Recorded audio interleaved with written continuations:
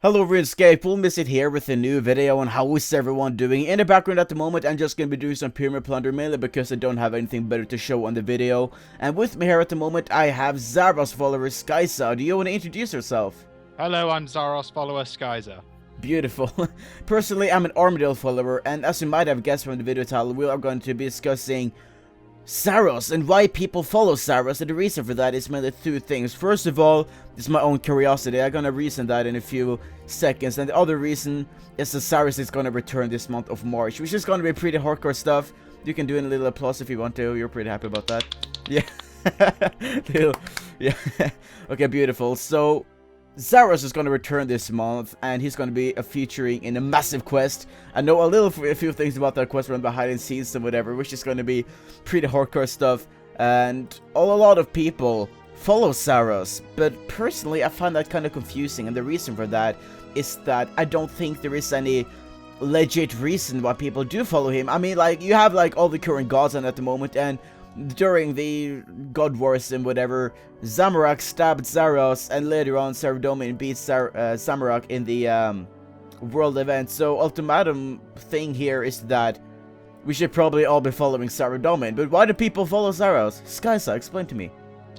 Well, I think the main reason why people follow Zaros is because he is literally wrapped in mystery. And that's the thing. He's wrapped in mystery. We don't know anything about him. That's literally like, you see this super shady stranger on the street and you decide to follow him because he's mysterious. You don't.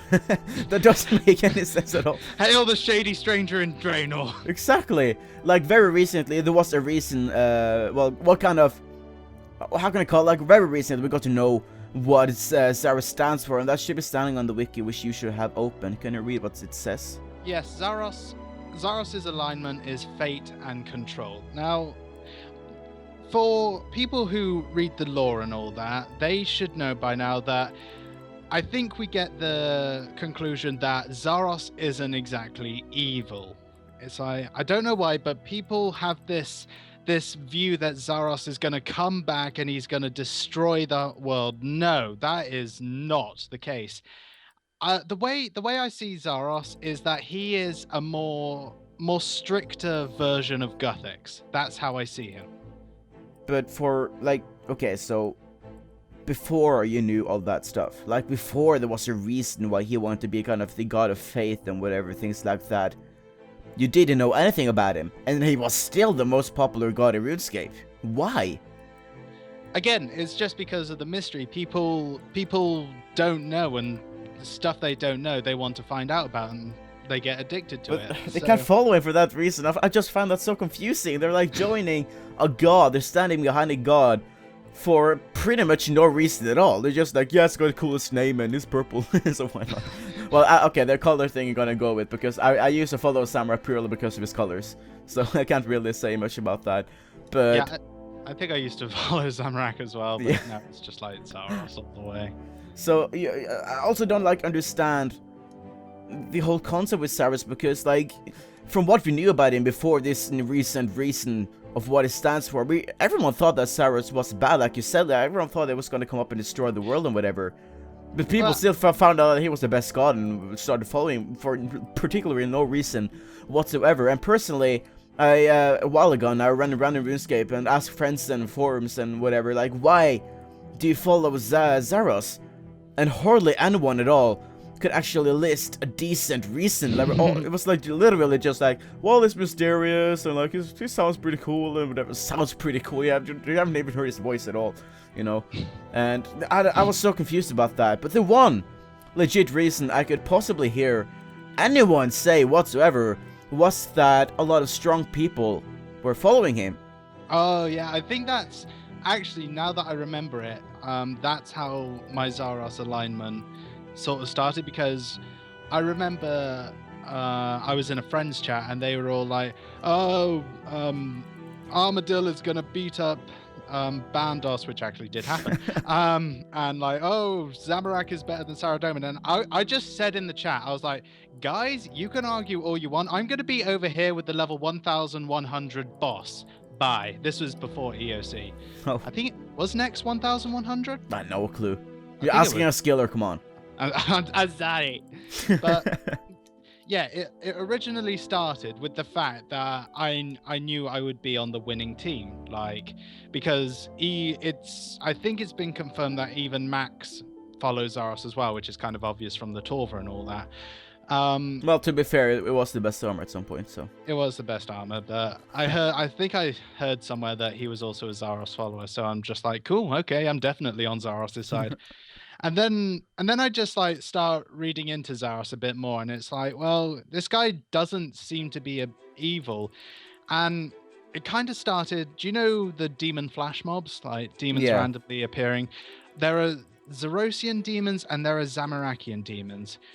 Now, I remember I used to do these quite a lot, and Zarosian demons spawned, and I went to them, and the main demon said something so weird, just so out of place, and I was just like, what is going on? And he actually said, we mean you no harm. And I was just like, what? You're kind of killing us at the moment. Wow. But for him to say that, and I was just like, okay, Zaros, you're not evil, are you? And then the god emissaries came out, and I read Zaros's book, and in it said that one must have control over oneself before controlling others. And I just literally made up my mind just then. It was just like, okay, Zaros is not evil. But you do admit that before that you wasn't really sure why you found him so, I was about to say attractive, but you know what I mean. I originally joined Zaros's side for the power, but now I'm more in it for the story. Yeah, like the story is pretty interesting, I'll admit that and whatever. And I was just thinking right now, like, how fun it is that we're actually doing a video about RuneScape religion and how it's important to follow the correct person or whatever. It's a game, but it's kind of interesting to think about that. But I appreciate it because the story in RuneScape is so detailed and so deep and incredibly interesting, to be fair. And it's fantastic, definitely. Yeah, and when people and players really take this much initiative in various gods and big, how can I say, the legions in gods and such like that, I think that's pretty cool, and I think that's something that is pretty amazing, I guess. But what I just fear from it is that Zaros is going to be overpowered during things like world events and whatever, because we know obviously Zaros is going to play a part in those at some point, and he's going to win. He's going to come out top. No, I don't. I think Mod Osborne said that Zaros is going to stay strictly quests. Okay. Oh, yeah, that's good. Then it's more better. I think that is definitely the right way to go. Zaros is definitely one more for story than for battle. Yeah. Well, I think that's pretty good. And that's like with any gods, kind of switching a little bit here. I don't really want gods to die either. Because, imagine there are world events and Zaros is in every single one of them. He's going to be the final god left, you know? There's not going to be anyone. You say that, and yet your god kind of crushed a dead god's head. Yeah, but, like, come on. You know that world events are based on popularity. Yeah, popularity, definitely. And, like, I did a little video on that a while ago where I said that someone suggested to do a new tactic where it's based on engagement from the players rather than how many people support a god, pretty much. So it's like, if like one person no-lives entirely every single day for a god, and like 5 other people don't really do anything, but they still get more in total, that one person can actually win either way. I think one thing I would like to see in the next world event is that we do not see a score. We do not see who has this many points and who has this many points. I think that could be pretty fancy, yeah.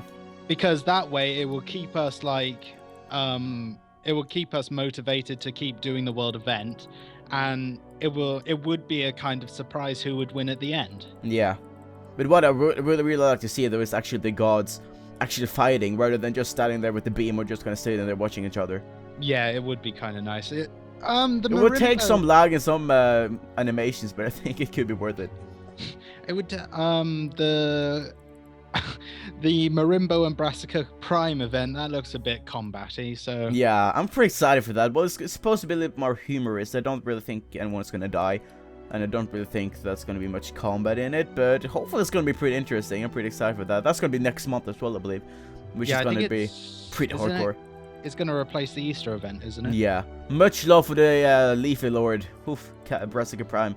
Like, if I knew what he was standing for, I would definitely follow him because he's just incredible. Like, all skillers can agree that Brassica Prime is the skiller god. Like, cabbage, come on, it's just beautiful. So I'll stick with Zaros, thank you. yeah, but like at the same time here, I don't know what Brassica Prime is standing for. I kind of just want to be a little bit serious when it gets to God and follow those that actually follows what I stand for. And in Armageddon situation, it is equality and rights and people being good and the bad people gets in jail and whatever, I guess. Which I think is correct thing. But as for Zaros, I don't really know much about him. And for that reason, I'm confused why he's the most known god.